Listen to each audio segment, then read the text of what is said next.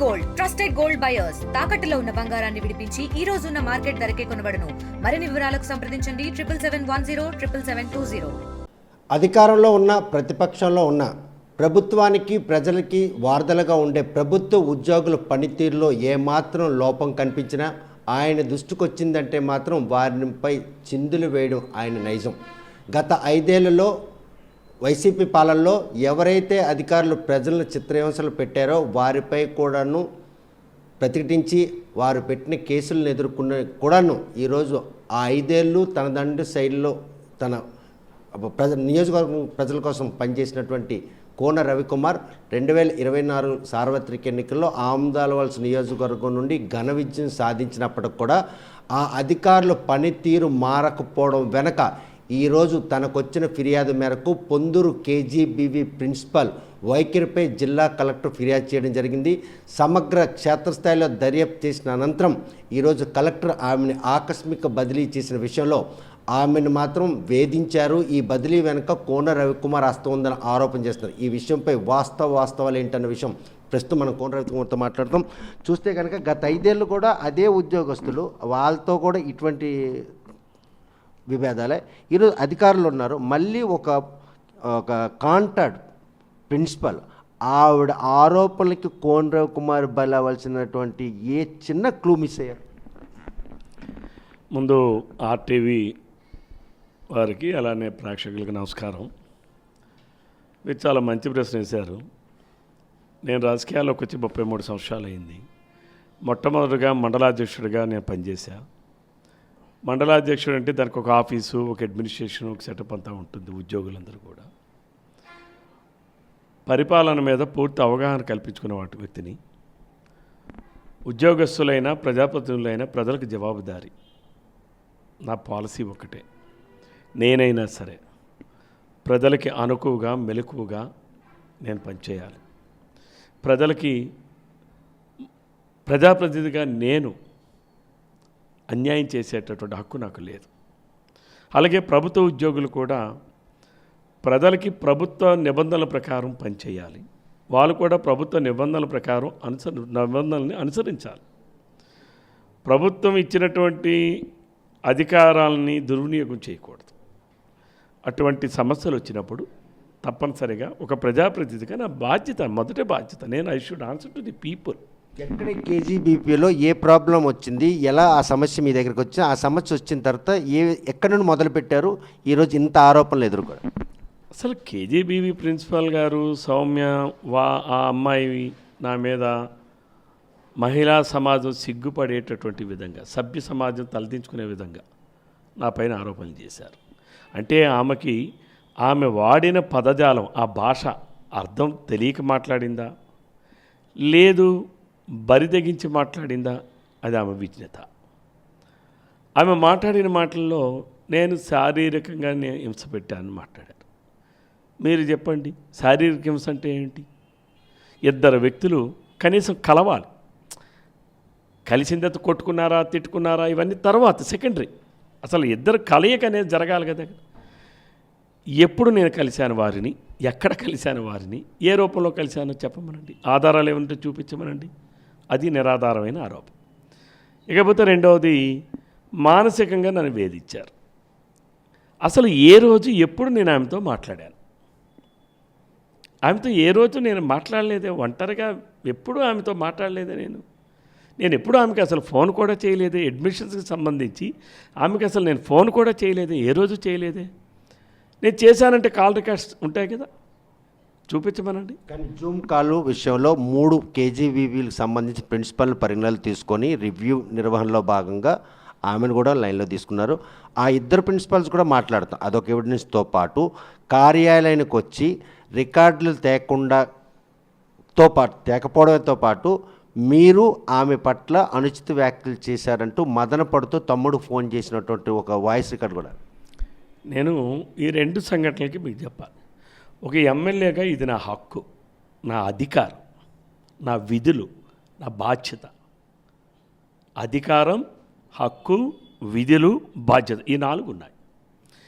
నాకున్నటువంటి అధికార పరిధిలో ప్రభుత్వ కార్యక్రమాలని అమలు చేసేటటువంటి ప్రక్రియలో డిపార్ట్మెంట్ వారీగా రివ్యూ చేసే అధికారం నాకు ఉంది.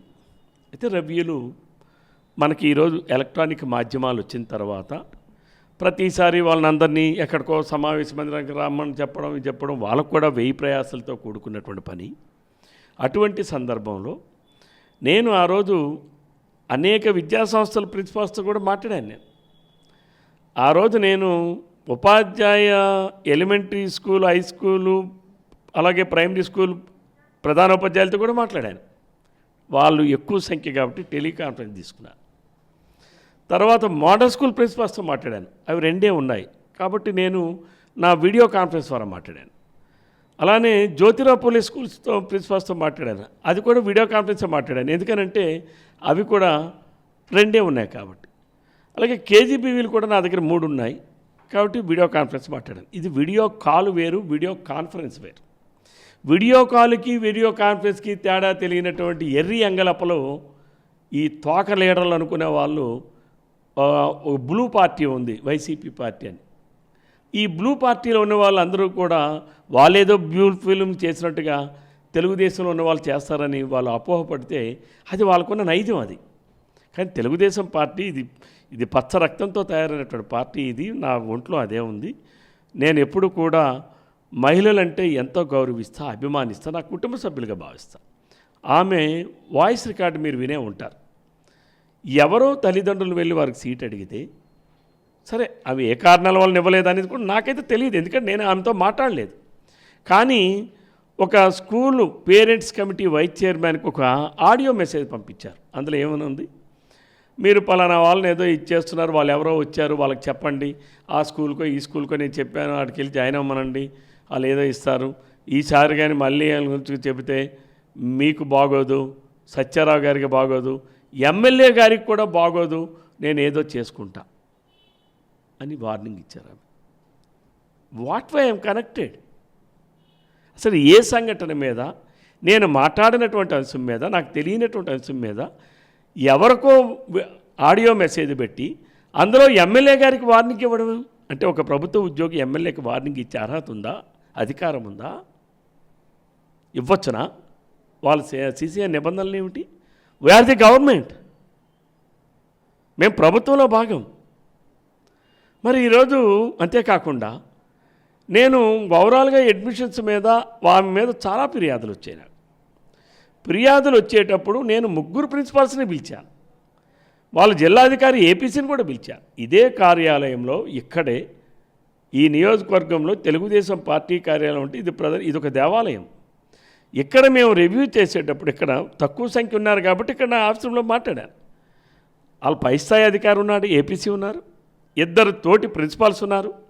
రివ్యూకు పిలిచేటప్పుడు ఈమె ఏదైతే క్లియర్గా ఏ సబ్జెక్టు మీద మాట్లాడతాం, మీరు ఏ రికార్డ్స్ తీసుకురావాలని కూడా మెసేజ్ పెట్టాం. అవి మిగిలిన 2 ప్రిన్సిపల్స్ ఏదైతే ప్రభుత్వం నుంచి వచ్చినటువంటి ఆన్లైన్ లిస్టు జాబితాలు తీసుకొచ్చారు, అందులో ఎవరు జాయిన్ అయ్యారు, ఎవరు జాయిన్ అవ్వలేదు, జాయిన్ అవ్వని దగ్గర ఆఫ్లైన్లో మేము ఏవేవి ఇచ్చాము, ఎవరెవరు జాయిన్ అయ్యారు, ఎవరు జాయిన్ కాలేదు, ఆ వివరాలన్నీ ఇచ్చారే. ఈమె ఒక్క కాగితం కూడా పట్టుకొని రాలా. ఏమ్మా మీరు రివ్యూకి వచ్చారు కదా, వితౌట్ ఇన్ఫర్మేషన్ వస్తే ఎట్లాగానే అడిగాను. ఎస్ ఎమ్మెల్యేకి it is my privilege, it is my right, no one can question it my privileges and my rights. దానికి ఆమె మీరు నన్ను అడుగుతారేంటి అని మాట్లాడారు. అదేంటి అలా మాట్లాడుతున్నారు మీరు, కరెక్ట్ కాదు ఇది. జనరల్గా నా వాయిస్కి బేస్ ఎక్కువ, నా వాయిస్కే బేస్ ఎక్కువ, బట్ నా వాయిస్ కన్నా డబల్ ది వాయిస్ పిచ్ పెంచి మీరు నన్ను ఎప్పుడు ఏదో ఒకటి అడుగుతున్నారు వాళ్ళందరి ముందు ఏంటి? ఎవరు వాళ్ళేం పేరెంట్స్ కారే, లేకపోతే బయట వాళ్ళు కారే. నేను రివ్యూకి పిలిచా, నీ తోటి ప్రిన్సిపల్స్ వాళ్ళు తీసుకురాలేదు సరికదా, బిగ్గరగా అరుస్తూ బిగ్గరగా అప్పుడే వెంటనే ఆమెకి మహానటి సావిత్రి ఆవరించింది. పెద్దగా బిగ్గరగా ఏడవడం, ఏడ్చుకొని నేను మా తమ్ముడికి పిలుస్తాను, మా తమ్ముడు వచ్చి మీతో మాట్లాడతాడు, మా తమ్ముడు మీ సంగతి చెప్తాడని చెప్పి నన్ను బెదిరిస్తే నేను అడుగుతా ఉన్నాను, ఈ వైసీపీలో నిన్నటి వరకు ఎమ్మెల్యేగా ఉన్నటువంటి కృష్ణదాసుకు కానీ మేరుగు నాగార్జున కానీ ఎవరైనా ఒక ప్రభుత్వ ఉద్యోగి మీరు రివ్యూ చేసేటప్పుడు నువ్వు నాకు అడగడం ఏమిటి, నీకు మా తమ్ముడిని తీసుకొచ్చి నేను ఇచ్చేస్తానని నీకు మీకు బెదిరిస్తే బ్లాక్మెయిల్ చేస్తే మీరేం చేస్తారు చెప్పండి? మీరేం చేస్తారు? ఇంకా మీకైతే మేరుగు నాగార్జున బూతులు కూడా నేను విన్నా, కానీ నేనేం మాట్లాడలేదే. అలా మాట్లాడకమ్మా, మీ తమ్ముడితో ఇక్కడ ఏం పని ఉంది, మీ తమ్ముడు కాదు అని చెప్పాను నేను. మీరు ఏదైనా విషయం చెప్పండి అని చెప్పాను. ఎస్, నా వాయిస్ బేసిక్వా. సో అక్కడే కలెక్టర్కి ఈ విషయాన్ని నివేదించారా, లేకపోతే శాఖ మరుసటి రోజే నేను ఏపీసీ గారికి చెప్పాను ఆమె మీద యాక్షన్ తీసుకోండి అని. నాకు అప్పటికే మా పేరెంట్స్ నుంచి ప్రజల నుంచి ఫిర్యాదులు ఉన్నాయి. ఆ ఫిర్యాదుల మేరకు నేను కంప్లైంట్ని కలెక్టర్ గారికి ఎస్పీడీ గారికి పంపించాను. కలెక్టర్ గారు ఒక డిప్యూటీ కలెక్టర్ గారిని, ఒక మహిళని ఎంక్వైరీ ఆఫీసర్గా వేశారు. ఆమె వెళ్ళి విచారణ చేశారు. అందులో వాస్తవాలు ఉన్నాయని చెప్పి ఆమె కొంత నివేదిక ఇచ్చారు. ఆ నివేదిక ప్రకారం ఈ జిల్లాలో ఇంకా ఎక్కడెక్కడో ప్రిన్సిపల్స్ మీద కూడా ఏవో అభియోగాలు ఉన్నాయి, అన్నిటికీ కలిపి ముగ్గురు కలిపి ట్రాన్స్ఫర్లు చేశారు. Transfer is not a punishment. కానీ ఆమె పెట్టిన మెసేజ్లు విన్నారా? ఎవరైతే గార ప్రిన్సిపాల్ గారు అక్కడి నుంచి ఇక్కడికి వస్తున్నారో ఆమెకి ఏమన్నారు, మీరు ఎక్కడికి రాకండి, వస్తే బాగోదు, నేను రిలీవ్ అవును, ఏపీసీ ఏమీ చేయలేడు, నేను ఎస్పీడీతో మాట్లాడాను 2 రోజులు ఆయన సీటే ఆయనకు ఉండదు. మాట్లాడారా లేదా? మీరు విన్నారు కదా ఆడియోస్. అంతేకాకుండా అదే స్కూల్లో పనిచేస్తున్నట్టు అకౌంటెంట్ ఫోన్ చేసి మీరు ఎవరికి రికార్డులు ఇవ్వకండి, ఎవరైతే ఇది చేయకండి, ఇస్తే బాగోదు, మేము కేసులు పెడతా. ఎమోషనల్ బ్లాక్మెయిలింగ్, అందరికీ బ్లాక్మెయిలింగే. జిల్లా స్థాయి అధికారులకి బ్లాక్మెయిలింగే, తోటి ప్రిన్సిపాల్స్కి బ్లాక్మెయిలింగే, ఆమె దగ్గర పనిచేసే సిబ్బందికి బ్లాక్మెయిలింగే, పిల్లల తల్లిదండ్రులకి బ్లాక్మెయిలింగే, పిల్లలకి బ్లాక్మెయిలింగ్. ఒక సాధారణ కాంట్రాక్ట్ ప్రిన్సిపల్ని బదిలీ చేయించిన విషయంలో ఇంతలా అబాస్పాలు కావడానికి రవి అంటే వేసిన స్టెప్లో ఎక్కడ చిన్న తప్పిదం జరిగింది? ఎక్కడా లేదే తప్పిదం. మీకేమైనా అనిపిస్తుందా తప్పిదం అని? ఇంతలా మీ మీద అభియోగాలు 2 తెలుగు రాష్ట్రాలతో పాటు యావత్ తెలుగు వారందరూ కూడాను 4 రోజులుగా ఎపిసోడ్లు చూసినటువంటి ఒక పరిణామాన్ని ఆమె చిత్రీకరించి, ఓవైపు తనను మానసికంగా శారీరకంగా హింసిస్తున్నారని తో పాటు ఆత్మహత్యాయత్నానికి కూడా ప్రేరేపితురాలైంది. నేను అడుగుతా ఉన్నాను, నేను అదే ఇందాక మీకు చెప్పాను, శారీరకంగా హింసించామన్నారు, ఎప్పుడు కలిసామని నేను చెప్పాలి. నిరాధారమైన ఆరోపణలు నేను మీ మీద కూడా చేస్తా. టీవీ వాళ్ళు వచ్చారు, నాకు ఇంటర్వ్యూ చేయడానికి రాలేదు, నన్ను మర్డర్ చేయడానికి వచ్చాడు, ఈ గొట్టంలో ఇది గొట్టం కాదు ఇది కత్తి అంట. అయిపోతుందా చెప్పండి? అయిపోద్దా? ఇది కత్తా గొట్టమా? మీరు గొట్టమే కదా, కత్తి కాదు కదా. అలాగే let her prove it. Ravikumar గారు శారీరకంగా హింసించారు, ప్రూవ్ చేయమనండి. అక్కడ ఆవిడ తాలూకా ఆరోపణలో ఆధారాలు ఏవీ లేకపోయానటువంటి స్మెల్ని గమనించిన ఆవిడ మాత్రం వెంటనే స్లీపింగ్ పిల్స్ మింగి ఆత్మహత్య ప్రేరేపితను. ఇంకోటి కూడా చెప్పనా, మీలాంటి విలేకరే వాళ్ళు అడిగితే ఇదే అడిగారు, రవికుమార్ గారి మీద మీరు ఆరోపణలు చేశారు, శారీరకంగా హింసించారు, మానసికంగా వేధించారని. ఎప్పుడైనా ప్రత్యక్షంగా ఆయన మీతో మాట్లాడారా? లేదండి. ప్రత్యక్షంగా కలిశారా? లేదండి. ఆమె కదా చెప్పింది. మరి ఆమె చెప్పిన తర్వాత మళ్ళీ తిరిగి నన్ను అవే ప్రశ్న నన్ను ఇస్తున్నారు. ఈరోజు ఇంకా ఆమె ఇందాక చెప్పాను, మహానటి సావిత్రిని మించిపోతుంది ఆమె నటన. ఇంతలా ఈరోజు మిమ్మల్ని డ్యామేజ్ చేసిన వారి నాన్నగారికి మీకు చాలా సాన్నిధ్య సంబంధం ఉంది. ఆయనకి కష్టం వస్తే ముందుంది రవికుమార్ గారు, ఆయన్ని మాత్రం కాపాడారట. నిజం. వాళ్ళ నాన్నగారు నేను మండలాధ్యక్షుడిగా ఉన్నప్పుడు నా దగ్గర మండల ఎడ్యుకేషన్ ఆఫీసర్గా పనిచేశారు. నా భార్య ఇది చేసినప్పుడు మండలాధ్యక్షురాలుగా ఉన్నప్పుడు కూడా ఆయన పనిచేశారు. అంతకుముందు బిఎల్ నాయుడు గారు, బాడాల లక్ష్మీనాయుడు గారు అని మండలాధ్యక్షుడిగా పనిచేశారు. ఆయన కాలంలో కూడా కొంత టైము పనిచేశారు ఆయన. బట్ ఆయన కాస్త ఉద్యోగ నిర్వహణలో కొన్ని లోపాలు ఉన్నాయి, కానీ సౌమ్యుడు. ఉద్యోగ నిర్వహణలో లోపాలు ఉన్నాయి, అవి చాలా ఉన్నాయి, కానీ ఆయన సౌమ్యుడు. ఆయన ఏదో కారణాలు అప్పుడు సస్పెండ్ అయిపోయాడు. నేనే ఆయనకి రీఇన్స్టేట్మెంట్ చేయించా, నేనే ఆయనకి ఆదుకున్నా. ఆయన ఏదైనా కష్టం సుఖం ఉంటే నాతో వచ్చి మాట్లాడేవాడు, చెప్పేవాడు. Even after retirement also. ఈమె మోస్ట్ యారగెంట్. ఆమె ఎంతటి యారగెంట్ అంటే మీకు ఎగ్జాంపుల్ చెప్తా. ఆమె చెప్తుంది, మీరు వినే ఉంటారు, నేను మా అమ్మ నాన్న ఎంప్లాయీస్ మేము బాగా బహుగా ఉన్న కుటుంబం అని. ఎస్, దళితుల్లో అంటేనే కాస్త పేదరికం ఎక్కువ ఉంటుందని నమ్ముతాం. వీళ్ళేంటి ఇప్పుడు దళితులకి రిజర్వేషన్ కూడా ఈమెకి చెల్లదు. ఎందుకు చెల్లదంటే వీళ్ళు క్రిస్టియానిటీ మతం తీసుకున్నారు కాబట్టి ఈరోజు సుప్రీంకోర్టు మన ఆంధ్రప్రదేశ్ హైకోర్టు చెప్పిన చట్టం ప్రకారం తీర్పుల ప్రకారం ఈమె అసలు దళితులు అని చెప్పి క్లెయిమ్ చేసే అధికారం కూడా వాళ్ళకి లేదు. ఈవెన్ దో రాజ్యాంగానికి వ్యతిరేకంగా షీ ఈజ్ క్లైమింగ్ నేను దళిత. అర్థమైంది? ఇదొక నేరం. ఇంకా ఆమె మాట్లాడేటప్పుడు నేను ఒంటరి మహిళ ఇంధన మహిళ కాదు, అక్కడ ఉద్యోగి, నేను ప్రభుత్వ ఉద్యోగితో మాట్లాడుతున్నాను. ప్రభుత్వ ఉద్యోగి విధి నిర్వహణలో ఉన్న లోపాలు ఏమైనా ఉంటే సరి చేసుకోమని చెప్తాను, సరి చేసుకోకపోతే పై అధికారులు ఫిర్యాదు చేస్తాను.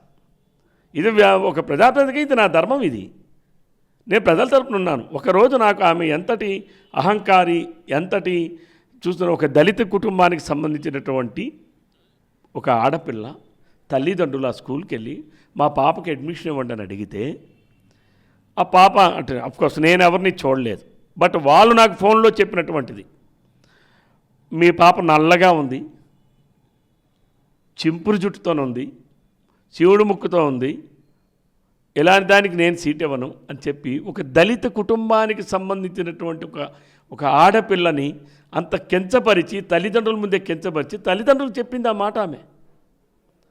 మరి ఈమెమంటుంది నేను దళితురాలనంటుంది. అంటే దళితురాలంటే ఈమెలాగా ఉన్నతంగా ఉన్న వాళ్ళే దళితులా? పేదరికంలో ఉన్న వాళ్ళు దళితులు కారా? ఈరోజు ఎవరైతే దళిత సంఘాలు ఆవిడకి మద్దతుగా పలుకుతున్నారో ఆ దళిత సంఘాలు చెప్పాలి నాకు, ఈ విషయానికి సమాధానం చెప్పాలి నాకు. మీరు ఏ దళితులకు కొమ్ము కాస్తారు? అణగారిపోతున్న మీ దళిత సమాజంలో అణగారుతున్న అట్టడుగునున్నటువంటి దళితులకు అండగా ఉంటారా? లేదు మీ దళిత సమాజంలోనే ఉన్నత స్థాయిలో ఉన్నటువంటి వ్యక్తులకు మీరు కొమ్ము కాస్తారా? ఎవరికి కొమ్ము కాస్తారు? మీరు ఆలోచించాలి. ఈరోజు దళిత సంఘాలు చూస్తే ఇంకొక అభియోగం కూడా ఉంది. ఆమె 2009లో ఒక కాలింగ్ యువకును ప్రేమించి మోసపోయాను, ఈరోజు ఒక కాలింగ్ ఎమ్మెల్యే చేతిలో కూడాను ఈరోజు అవమానపడ్డాను అని చెప్పేసి ఆరోపిస్తుంది. ఈ సామాజిక వర్గాన్ని ఆమె లీడ్ తీసుకోవడం వెనక ఆమె మదిలో పుట్టిందే ఎవరైనా కనుక ఆవిడ్ని ప్రేరేపితులు చేసి. ఇప్పుడు ఆమె చెప్పింది నేను కాళింగ సామాజిక వర్గం వ్యక్తిని పెళ్లి చేసుకున్నాను. ఎలా పెళ్ళయింది? మీరిద్దరూ ప్రేమించుకున్నప్పుడు నీకు కులం అడ్డు రాలేదు, కాళింగ కులం నీకు అడ్డు రాలేదు, ఆ అబ్బాయికి దళిత కులం అని ఆ అబ్బాయికి అడ్డు రాలేదు. ప్రేమించుకున్నారు, పెళ్లి చేసుకున్నారు, కలిసి ఉన్నారు, మీలో మనస్పర్ధలు వచ్చాయి, విడిపోయారు. విడిపోయిన సందర్భంలో నువ్వేం చేసావు? నీ నైతికత ఎక్కడుంది? నువ్వు వాళ్ళ మీద అట్రాసిటీ కేసులు పెట్టావు. ప్రేమించడానికి నీ అట్రాసిటీ అడ్డం కాలా? నీకు పెళ్లి చేసుకోవడానికి నీకు అడ్డం కాలా? మరి వైవాహిక జీవితాన్ని గడపడానికి అడ్డం కాలా? వైవాహిక జీవితంలో మనస్పర్ధలు వచ్చి విడిపోయినప్పుడు ఆమె నిండు చూలాలు, ఆమె ఎవరైతే ఆ భర్త ఉన్నాడో భర్త అక్క చెల్లెలు నిండు చూలాలు, ఆమె మీద వరకట్నం కేసు నమోదు చేయించి నిండు చూలాల్ని ఎస్సీ ఎస్టీ కేసు పెట్టి జైలుకు పెట్టినటువంటి ఘనమైన కీర్తి ఉన్నటువంటి వ్యక్తి ఈ సౌమ్య గారు.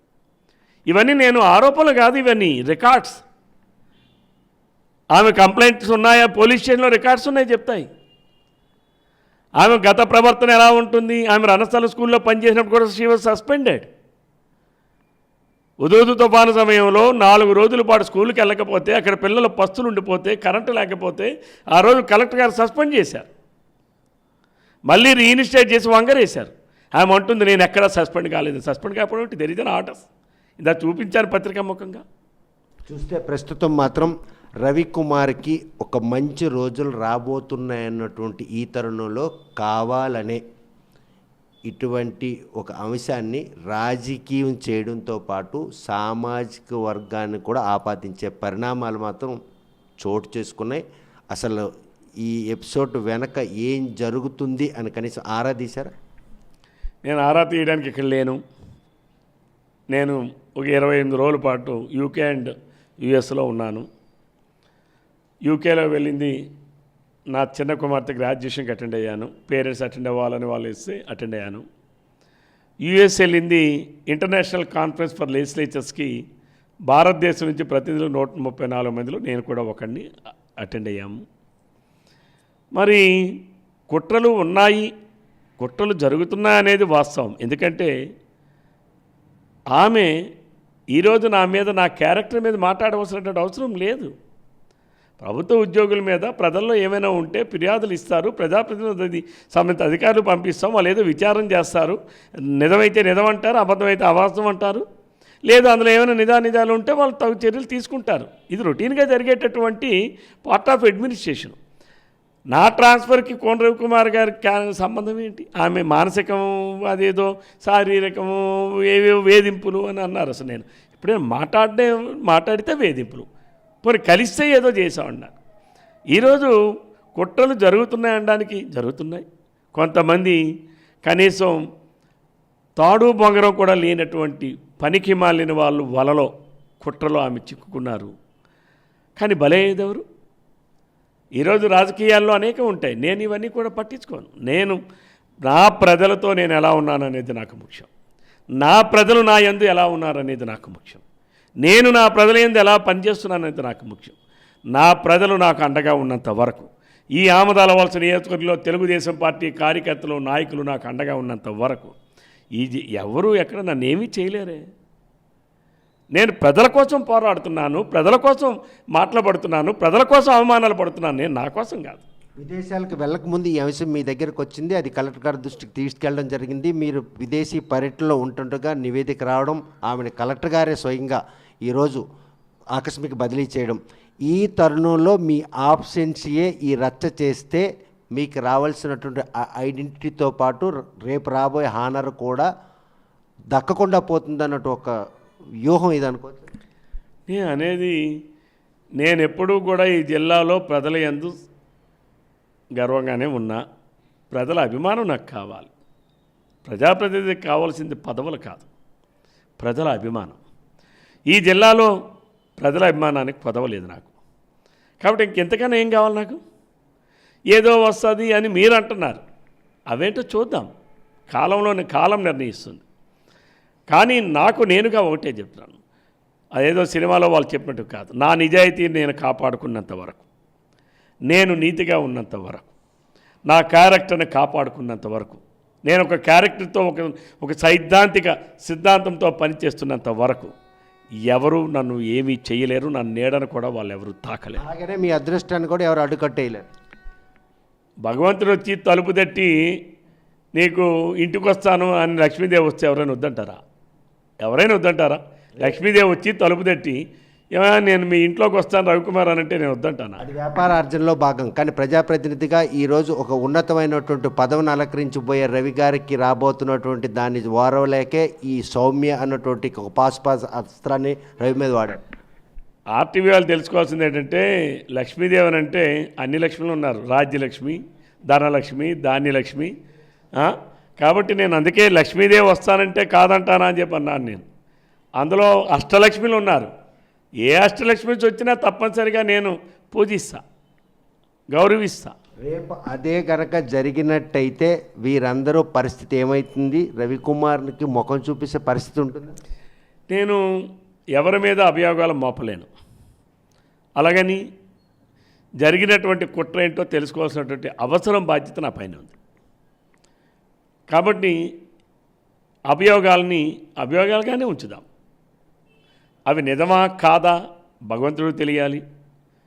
అయితే కొంతమంది ఎవరైతే ఈ వైసీపీ పార్టీలో ఉన్నటువంటి తోక నాయకులు కొన్ని కుయ్యెత్తులు చేయడం, ఆమెతో మాట్లాడించడం, మీరు ఆ వైసీపీ సంబంధించిన సాక్షి మీడియా కూడా వెళ్ళి మనకి అర్ధరాత్రి పిలిచాడు కదా, అర్ధరాత్రి పిలిచాడు అని ప్రశ్న ఆయన, సమాధానం కూడా ఆయనే.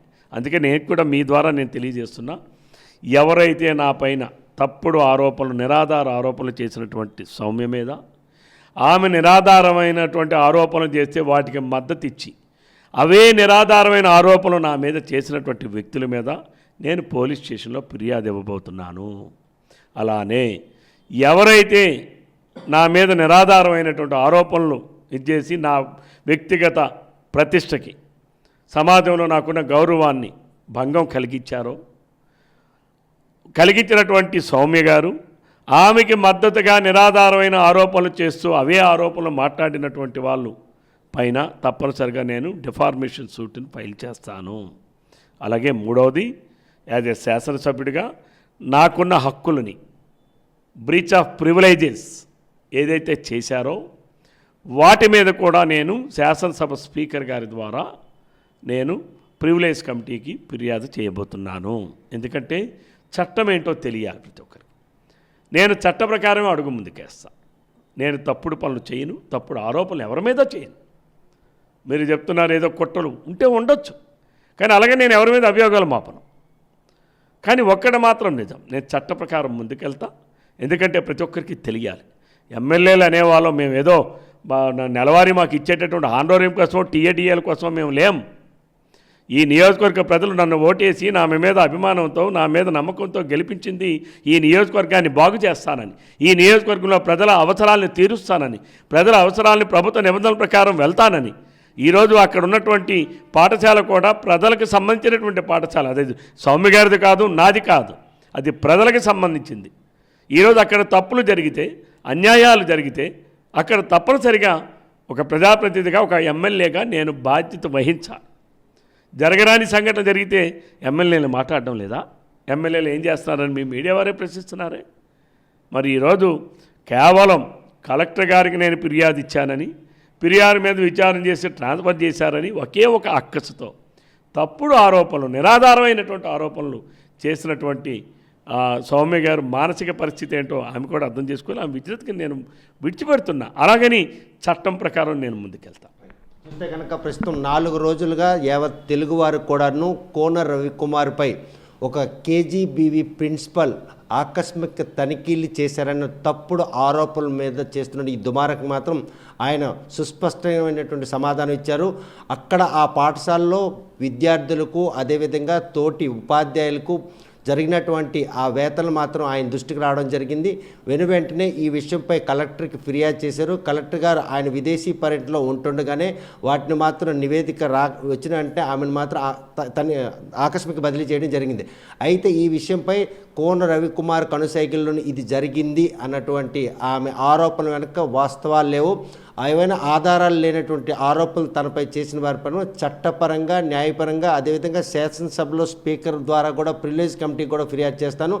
ఎమ్మెల్యే విధులు విధానాలు ప్రజలకు అధికారులకు మధ్యన ఉన్నటువంటి ఆ పాలనా వ్యవస్థను మాత్రం ఎట్టి పరిస్థితుల్లో తెలియాలంటే వారిపై మాత్రం న్యాయపరమైనటువంటి పోరాటం చేయాలి. అదేవిధంగా పోలీస్ స్టేషన్ కూడా ఫిర్యాదు చేస్తాం.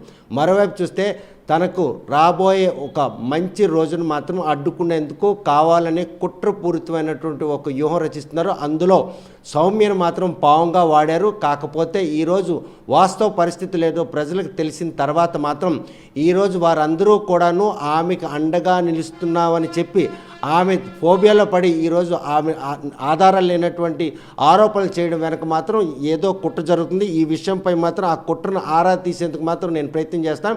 ఎట్టి పరిస్థితుల్లోనూ తనపై ఆరోపణలు చేసిన ప్రతి ఒక్కరిని కూడా చట్టపరంగా శిక్షించేందుకు మాత్రం ఎట్టి పరిస్థితుల్లో వెనకబడబోని కుమార్ స్పష్టం చేద్దాం. మరి ఈ విషయాల్లో సౌమ్య ఎపిసోడ్ ఇక్కడితో ముగుస్తుందా, లేకపోతే దళిత సంఘాలతో పాటు కాలింగ్ సామాజిక వర్గాల మధ్య చిచ్చుపెట్టినటువంటి ఈ పరిణామాలు ఆమెకు అండగా ఉన్నవారు ఫుల్ స్టాప్ పెడతారా లేదా అన్న విషయం వేచి చూడాలి. వీడియో జర్నలిస్ట్ రామకృష్ణ రవికుమార్లతో సత్యం ఆర్టీవీ శ్రీకాకుళం. తెలుగులో న్యూస్ కి ఫాస్టెస్ట్ యాప్ ఇప్పుడు టోటలీ న్యూ అవతార్లో జస్ట్ 5 seconds లో కంప్లీట్ న్యూస్. సోషల్ మీడియాలో ట్రెండ్స్ కి one stop solution. Live TV app voice search option తో ఇప్పుడే డౌన్లోడ్ చేయండి లేదా అప్డేట్ అయిపోండి. యాప్ లింక్ డిస్క్రిప్షన్ లో ఉంది.